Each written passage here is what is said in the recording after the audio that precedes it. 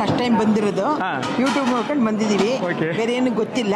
ಇಲ್ಲಿಗೆ ಹೋದ್ಮೇಲೆ ಅಫಾರ್ಮೇಷನ್ ಮಾಡ್ಕೊಂಡು ಮುಂದಿನ ಸಕ್ಸಸ್ ಕಂಡು ಲೈಫ್ ಇರೋತಕ್ಕ ಬರ್ತಾ ಇರಬೇಕು. ನೋಡೋಣ ನಮ್ಗೆ ಹೆಂಗೆ ಸಕ್ಸಸ್ ಆಗುತ್ತೆ ಅದ್ರ ಮೇಲೆ ಡಿಪೆಂಡ್ ಆಗಿ ಅಟೆಂಡ್ ಮಾಡ್ತಾ ಇರಬೇಕು ಅಂತ ಅನ್ಕೊಂಡಿದ್ದೀನಿ.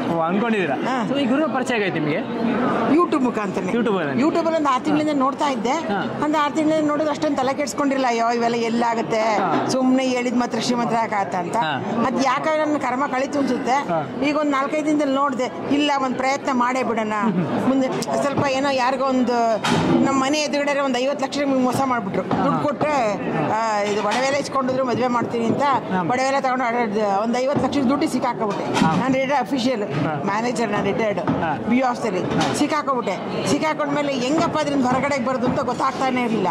ಆಮೇಲೆ ನೋಡೋಣ ಇದೊಂದು ಪ್ರಯತ್ನ ಮಾಡೋಣ, ಅವರೇ ಆಗೋರೇನ ದುಡ್ಡು ತಂದು ಕೊಡ್ತಾರೆ, ನಾನು ನೋಡೋಣ, ಗುರುಗಳ ಸಜೆಷನ್ ತಗೊಳ್ಳೋಣ, ಗುರುಗಳ ಒಂಥರ ಪರ್ಸನಲ್ ಮೀಟ್ ಮಾಡೋಣ ಅಂದ್ಕೊಂಡು ಬಂದೆ. ಅದಕ್ಕೆ ಪರ್ಸನಲ್ ಮೀಟ್ ಮಾಡೋದಕ್ಕೆ ಬೇರೆ ಇದಿದೆ ಅಂತ ಅಂದ್ರು.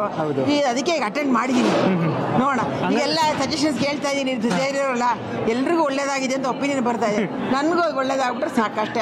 ಒಳ್ಳೇದಾಗುತ್ತೆ. ನಮ್ಮ ಇವತ್ತಿನ ವರ್ಕ್ಶಾಪ್ನಲ್ಲಿ ನೀವು ಕಲಿತಿರೋ ಒಂದು ಒಳ್ಳೆ ವಿಚಾರ ಹಂಚ್ಕೊಳ್ಬೋದಾ? ಒಳ್ಳೆ ವಿಚಾರ ಅಂತಂದ್ರೆ ಸರ್ ಒಂಥರ ಧೈರ್ಯ ಬಂತು. ಅಂದರೆ ಮಾಡಬೇಕು, ಏನಾರ ಈ ಸಾಲದಿಂದ ಹೊರಗೆ ಬರಬೇಕು, ಧೈರ್ಯ ತಂದ್ಕೋಬೇಕು, ಬೇರೆ ನಾವು ಮಾದರಿಯಾಗಿರ್ಬೇಕು ಅಂದ್ರೆ 4 ಜನಕ್ಕೆ, ಎಲ್ಲರಿಗೂ ಒಂಥರ ಒಳ್ಳೇದಾಗಬೇಕು. ಅವರ ಅನುಭವಗಳನ್ನೆಲ್ಲ ಕೇಳಿದಾಗ ಏನೋ ಒಂಥರ ಸ್ಫೂರ್ತಿ ಬಂತು. ಧೈರ್ಯ ಜಾಸ್ತಿ ಆಯಿತು. ಮಾಡ್ಬೋದು, ಏನು ಬೇಕಾದ್ರೆ ಮಾಡ್ಬೋದು.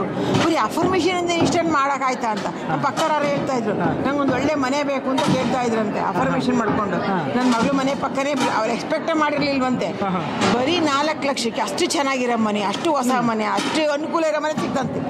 ಬರೀ ಒಂದು ವಾರ ಅಫರ್ಮೇಷನ್ ಮಾಡಿದ್ದಕ್ಕೆ ಪಕ್ಕದವ್ರು ನಿಮ್ಗೆ ಹೇಳಿರೋದು. ಪಕ್ಕದವ್ರು ಹೇಳಿದ್ರು. ಸುಮಾರು ಜನದನ್ನು ಹಂಚ್ಕೊಂಡೆ ನಾನು. ಸುಮಾರು ಜನಕ್ಕೆ ಸೇರಿ ನಾನು ಹೊಸ್ತಲ್ವಾ, ಸುಮಾರು ಜನ ಹಂಚ್ಕೊಂಡೆ ಹೇಗೆ ನಿಮ್ಗೆ ಹೇಗೆ ಅಂತ. ಎಲ್ಲರೂ ಪಾಸಿಟಿವ್ ಆಗಿ ಒಪಿನಿಯನ್ ಕೊಟ್ಟರು. ಯಾರೊಬ್ಬರು ನೆಗೆಟಿವ್ ಆಗಿ ಹೇಳಲೇ ಇಲ್ಲ. ನನಗೇನೂ ಆಗಿಲ್ಲ ಅಂತ ಯಾರೂ ಹೇಳಿಲ್ಲ. ಎಲ್ಲರೂ ಕೂಡ ಕಂಪ್ಲೀಟ್ ಪಾಸಿಟಿವ್ ಒಪಿನಿಯನ್ ಕೊಟ್ಟರು. ಮಾಡಿ ನಿಮಗೂ ಒಳ್ಳೇದಾಗುತ್ತೆ ಅಂತ ಏನೋ ಒಂದು ಆಶಾಭಾವನೆ ಮೂಡ್ತು ನನ್ನಲ್ಲಿ. ಇದರಿಂದ ನಿಮ್ಗೆ ಇನ್ನೂ ಸ್ಫೂರ್ತಿ ಬಂತು. ನಾನು ಮುಂದೆ ನಿಂತ್ಕೊಂಡಲ್ಲಿ ಮಾತಾಡಬೇಕು. ನೆಕ್ಸ್ಟ್ ಇನ್ನೊಂದು ಎಂತ it may takes time. It may takes nearly 6 months or 1 year. 1 ವರ್ಷ ಆದಮೇಲೆ ನಾನು ಸ್ಟೇಜ್ ಮೇಲೆ ನಿಂತ್ಕೊಂಡು ಮಾತಾಡಬೇಕು. ನಾನು ಏನು ಮಾಡಿದೆ, ನಾನು ಏನು ಸಾಧನೆ ಮಾಡಿದೆ ಅಂತ ಅವ್ರ ಜೊತೆ ಮಾತಾಡಬೇಕು ಅಂತ ನನಗೆ ಅನಿಸ್ತು. Super ma'am. ಈ ಗುರುಗಳು ನಿಮ್ಗೆ 10 ವರ್ಷದಿಂದ ಸಿಕ್ಕಿದ್ರೆ ನಿಮ್ಮ ಲೈಫ್ ಹೇಗಿರ್ತಿತ್ತು? ಚೇಂಜ್ ಆಗ್ತಿತ್ತು ಸರ್. ನಾನು ಸಿಕ್ಕಾಕತ್ತಾನೆ ಇರಲಿಲ್ಲ. ಇದಕ್ಕೆ ಸಿಕ್ಕಾಕತ್ತಿದ್ದಿಲ್ಲ. ಏಜ್ ಆದಮೇಲೆ ಇರೋ ರಿಟೈರ್ಮೆಂಟ್ ದುಡ್ಡಲ್ಲಿ ಯಾರಿಗೋ ಕೊಟ್ಟು ಕಳ್ಕೊಂಡು ಏನು ಯೋಚನೆ ಮಾಡ್ತಿದ್ದೆ. ಒಂದು 10 ಸಲ ಯೋಚನೆ ಮಾಡ್ತಿದ್ದೆ, ಯಾರು ಕೊಡ್ಬೇಕಂತ. ಯೋಚನೆ ಮಾಡಲಿಲ್ಲ. ಯೋಚನೆ ಅಂದರೆ ಅತಿಯಾದ ನಂಬಿಕೆ. ಗುರುಗಳು ಹೇಳ್ತಾರಲ್ಲ ಯಾರು ನಂಬೇಡಿ ಅಂತ. ಅತಿಯಾದ ನಂಬಿಕೆಗೆ ನಮ್ಮ ಕಷ್ಟ ತಂದ್ಕೊಡ್ತೀವಿ. ಏನು ಮಾಡೋದು? ಈಗ ಬದಲಾವಣೆ ಆಗಿದ್ದೀರ ಅನಿಸುತ್ತೆ. ಇಲ್ಲ ಅಲ್ಲ, ಅವ್ರು ದುಡ್ಡು ಕೊಡ್ತಾರೋ ಬಿಡ್ತಾರೋ ಅದು ಬೇರೆ ವಿಚಾರ. ನಾನು ಬಿಸ್ನೆಸ್ ಮಾಡಿ ನನ್ನ ಆ ಸಾಲ ತೀರಿಸ್ತೀನಿ ಅನ್ನೋ ಕಾನ್ಫಿಡೆನ್ಸ್ ಬಂದಿದೆ ನನಗೆ.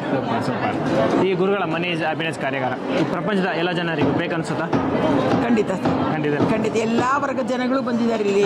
ದುಡ್ಡಿರೋರು ಬಂದರೆ, ಸಾಲ ಮಾಡೋರು ಬಂದಿರಿ, ಎಲ್ಲರೂ ಬಂದಿರಿ. ಎಲ್ಲರೂ ಒಂಥರ ಬಟ್ ಇಷ್ಟೊತ್ತಿನ ಇಷ್ಟು ಮಾಡಬೇಕು, ಇಷ್ಟೊತ್ತಿನ ಇಷ್ಟು ಮಾಡಬೇಕು ಅನ್ನೋ ಆಸೆ ಇಟ್ಕೊಂಡು ಬಂದಿರಿ. ಯಾರು ಅಂದರೆ ಏನು ಗೊತ್ತಾ ಸರ್, ನನ್ನ ಭಾವನೆ ಏನು ಗೊತ್ತಾ, ನಾವು ಭೂಮಿಯಿಂದ ಹೋಗೋದಕ್ಕಿಂತ ಮುಂಚೆ ಋಣಮುಕ್ತರಾಗಿ ಹೋಗ್ಬೇಕು ಸರ್. ಅದು ಒಂದೇ ನನ್ನ ಆಸೆ. ಋಣಮುಕ್ತ ಯಾರೇ ಆಗಿರ್ಬೋದು. ಈ ಋಣನ ಇಟ್ಕೊಂಡು ಹೋದ್ರೆ ನಾವು ಮುಂದಿನ ಜನ್ಮಾಂತರಕ್ಕೆ ಋಣ ತೀರಿಸ್ಬೇಕಾಗತ್ತೆ. ಅದಕ್ಕೆ ಈ ಭೂಮಿ ಮೇಲೆ ಹುಟ್ಟಿರೋದಕ್ಕೆ ನಾವು ಋಣಮುಕ್ತರಾಗಿ ಬೀಳ್ಕೊಡ್ಬೇಕು. ಒಳ್ಳೆ ಮಾತು ಹೇಳಿ. ಅದೊಂದೇ ನನಗೆ ಬೇಕಾಗಿರೋ. ಆ ಋಣಮುಕ್ತ ಹೊಂದೋದಕ್ಕೆ ನಾನು ಈ ಕಾರ್ಯಾಗಾರಕ್ಕೆ ಬಂದಿರೋದು. Super sir. ಆಗ್ತೀರಾ? ಖಂಡಿತ ಆಗ್ತೀನಿ. ಇನ್ನೊಂದು ನಾನು ಹಂತ ಒಂದ್ಸತಿ ಆಗ್ತಾ ಇರ್ಬೋದು, ಹಂತ ತೀರಿಸಿ ಮುಂದಿನ ಸಲ ಸ್ಟೇಜಲ್ಲಿ ಮಾತಾಡ್ತೀನಿ. ನಾನು ಒಂದು ತಿಂಗಳಿಗೆ ಎಷ್ಟು ಸಾಲ ತೀರಿಸಿದೆ, ಏನು ಮಾಡ್ಕೊಂಡೆ, ನಾನು ಏನು ಪ್ಲಾನ್ ಮಾಡ್ಕೊಂಡೆ, ಏನು ಸ್ಕೆಚ್ ಹಾಕ್ಕೊಂಡೆ, ಎಲ್ಲ ನನ್ನ ತಲೆಗಡಲ್ಲೇ ತುಂಬ್ತಾ ಇದೆ. ಏನು ಮಾಡ್ಬೋದು ಅಂತ ನೋಡೋಣ. ಹಂಗಾದ್ರೆ ನಮಗೆ ನೀವು ಪ್ರತಿ ಸಲ ಸಿಗ್ತೀರಾ ನಮ್ಮ ವರ್ಷ? ಖಂಡಿತ ಸಿಗ್ತೀನಿ. ಸೂಪರ್, ಒಳ್ಳೆದಾಗಲಿ. Thank you so much. Thank you sir. ಎಲ್ಲಿಂದ ಬಂದಿದ್ದೀರಾ? ನಾನು ಕಲಬುರಗಿ ಡಿಸ್ಟ್ರಿಕ್ಟ್ ಬಂದಿದ್ದೀನಿ ಸರ್. ಗುರುಗಳ ಪರಿಚಯ ಆಯ್ತು ಸರ್? ಗುರುಗಳ ಪರಿಚಯ ಸುಮಾರು ಫಸ್ಟ್ ವಿಡಿಯೋ ಇದಕ್ಕೆ ಕ್ಲಾಸಿಗೆ ಬಂದಿದ್ದಾರೆ ನಾನು ರೀ. ಫಸ್ಟ್ ಕ್ಲಾಸಿಗೆ ಬಂದಾಗ ನನಗೆ ನಾಟ್ ಕಾನ್ಫಿಡೆಂಟ್ ಇದ್ದೀರ. ಆ ಟೈಮ್ನಾಗ ಸ್ವಲ್ಪ ಇದು ಬಂದಿದ್ದೀರಾ ನೀವು? ಹಾಂ, ಫಸ್ಟ್ ಏಪ್ರಿಲ್ ಫಸ್ಟ್ ಈಗ 1.5 ವರ್ಷ ಆಯ್ತು ರೀ ಗುರುಗಳು ನಮ್ಗೆ ಪರಿಚಯ ಆಗಿ. ಮತ್ತು ಸುಮಾರು ವಿಡಿಯೋಗಳು ನೋಡ್ತೀನಿ ರೀ. ಪಾಸಿಟಿವ್ ಬತ್ರಿ ಸರ್. ಆದ್ರೆ ಇಂಥ ಒಂದು ಗುರುಗಳು, ಇಂಥ ಒಂದು ಕಾರ್ಯಕ್ರಮ ಒಂದು ಬೇಕ್ರಿ ಸರ್. ಯಾಕಂದ್ರೆ ಇವತ್ತಿನ ದಿನಮಾನದೊಳಗೆ ಪ್ರತಿಯೊಂದಕ್ಕೂ ಎಜುಕೇಷನ್ ತರಬೇತಿ ಅದ ರೀ ಸರ್. ಆದ್ರೆ ಮೇನವಾದ ಮುಖ್ಯವಾದ ಕೆಲಸನೇ ಇದೆ. ಎಲ್ಲರೂ ಮಾಡೋದೇ ದುಡ್ಡಿಗಾಗಿನೇ. ಆದ್ರೆ ನಾವು ಏನೇನೋ ತಿಳಿಲಾರದೆ ಎಲ್ಲೆಲ್ಲೋ ಏನೇನೋ ಮಾಡಿ ನಾವು ಕಳ್ಕೊಂಡಿವಿ ರೀ. ಆದರೆ ಈ ಟೈಮಿಗೆ ನಮ್ಗೆ ಇದು ಇಂಥ ಗುರುಗಳು ಸಿಕ್ಕೋದು ನಮ್ಮ ಪುಣ್ಯ ರೀ. ಇನ್ನೊಂದು ಇದರಿಂದ ನಮ್ಗೆ ಸ್ವಲ್ಪ ಬೇರೆಯವರಿಗೆ ದುಡ್ಡು ಕೊಟ್ಟಿದ್ದೀರಿ. ಅದು ಗುರುಗಳ ಒಂದು ಅಪರ್ಮಿಷನ್ ಹೇಳಿದ್ಮ್ಯಾಗ ದುಡ್ಡು ಸ್ವಲ್ಪ ಬಂದರಿ, ಇನ್ನೂ ಬರ್ತದೆ ರೀ. ಗುರುಗಳ ಅಪರ್ಮಿಷನ್ ಫಾಲೋ ಮಾಡ್ತಿದ್ದೀರಾ? ಫಾಲೋ ಮಾಡ್ತಿದ್ದೀರಾ. ಆಗಿರೋ ಒಂದು ವಿಚಾರ ಹಂಚ್ಕೊಳ್ಬೋದಾ? ಒಳ್ಳೆಯ ವಿಚಾರ, ಉದಾಹರಣೆ ಕೊಡ್ಬೋದಾ? ನಾನು ಸುಮಾರು ಬೇರೆ ಕಡೆ ರೊಕ್ಕ ಕೊಟ್ಟಿದ್ರಿ ನಾನು ನಂಬಿ, ಅದರಿಂದ ಗುರುಗಳು ಅಪರ್ಮಿಷನ್ ಮಾಡಿದ್ರಿ.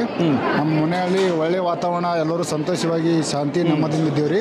ಎಲ್ಲರೂ ಸಹ ಕುಟುಂಬ ಸಹ ಪರಿವಾರದವರು, ನಮ್ಮ ಮಕ್ಕಳು ಒಳ್ಳೆ ಎಜುಕೇಶನ್ ಮಾಡಕತ್ತಾರ್ರಿ. ಎಲ್ಲರೂ ಒಳ್ಳೆ ಸಮೃದ್ಧಿಯಿಂದ ಕೂಡ್ಯದ್ರಿ. ಇನ್ನೂ ಸ್ವಲ್ಪ ಮುಂದೆ ಭವಿಷ್ಯ ಅದರಿ ನಮ್ಗೆ. ಒಂದು 100% ನಾವು ಎಲ್ಲ ರೀತಿಯ ಒಳ್ಳೆ ರೀತಿಯಿಂದ ಆಗ್ತೀರಿ ಸರ್. ಅದು 100% ಕಾನ್ಫಿಡೆಂಟ್ ನಂಗೆ ಅದ ರೀ. ಇನ್ನೊಂದು ಸ್ವಲ್ಪ ಸಾಲ ಅದ ರೀ, ಅದು ಮುಡ್ತದ ರೀ. ಅದು ಕಾನ್ಫಿಡೆಂಟ್ ಬಂದ್ರಿ ಸರ್. ಹಾಂ ಸರ್, 100%, 200%. ನಾವು KR ನಗರದಿಂದ ಬಂದಿರೋದು, ರತ್ನಮ್ಮ ಅಂತ. ನಾನು ಇದು 2ನೇ ಸರಿ ಬಂದಿರೋದು. ನನಗೆ ಮೊದಲನೇ ಸರಿ ನನಗೆ ಅರ್ಥ ಆಗಲಿಲ್ಲ. ಈ ಸರಿ ನನಗೆ ಇದು ನೀವು ಸೆಕೆಂಡ್ ಟೈಮ್ ಅಲ್ವಾ? ಸೆಕೆಂಡ್ ಟೈಮ್ ಮಾತಾಡ್ಸಿದ್ದೆ. ನನಗೆ ಈ ಒಂದು ಇದಕ್ಕೆ ಬಂದಿದ್ದಕ್ಕೆ ತುಂಬ ಥ್ಯಾಂಕ್ಸ್. ಮತ್ತು ಯೂನಿವರ್ಸ್ಗೆ ತುಂಬ ಥ್ಯಾಂಕ್ಸ್. ನನಗೆ ಎಲ್ಲ ಅಪರ್ಮಿಷನ್ಗಳನ್ನ ಮಾಡ್ತಾ ಇದ್ದೀನಿ. ಮುಂದೆ ನಾನು ಒಂದು ಒಳ್ಳೆ ಬಿಸ್ನೆಸ್ ಮಾಡಬೇಕು, ಒಂದೊಳ್ಳೆ ನಾನು ಮಾಡಬೇಕು ಅಂತ ನನಗೆ ಮನಸ್ಸಾಗಿದೆ. ನನಗೆ ಯೂನಿವರ್ಸು ನನಗೆ ಎಲ್ಲ ಒಂದು ಒಳ್ಳೆಯ ಬುದ್ಧಿ, ಒಂದು ತಿಳುವಳಿಕೆ ಯೂನಿವರ್ಸ್ ಕೊಡ್ತಾ ಇದೆ.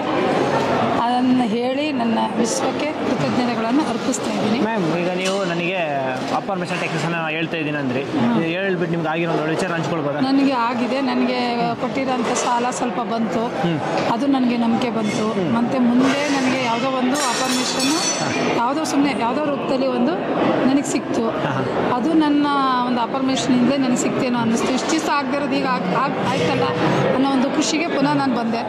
ನಾನು ಒಂದು ಸ್ವಲ್ಪ ಸಾಲ ಹೊರಗಡೆ ಕೊಟ್ಟಿದ್ದೀನಿ, ನಾನು ಸಾಲ ಮಾಡಿದ್ದೀನಿ. ಅದು ನನ್ನ ಒಂದು ವೈಯಕ್ತಿಕವಾಗಿ ಮಾಡಿದ್ದಕ್ಕೆ ನನಗೆ ಇದರಲ್ಲಿ ಏನೋ ನನಗೊಂದು ಒಳ್ಳೇದಾಗುತ್ತೆ ಅನ್ನೋ ಒಂದು ದೃಷ್ಟಿಯಿಂದ ಪುನಃ ಬಂದು ನಾನು ಜಾಯ್ನ್ ಆಗಿದ್ದೀನಿ.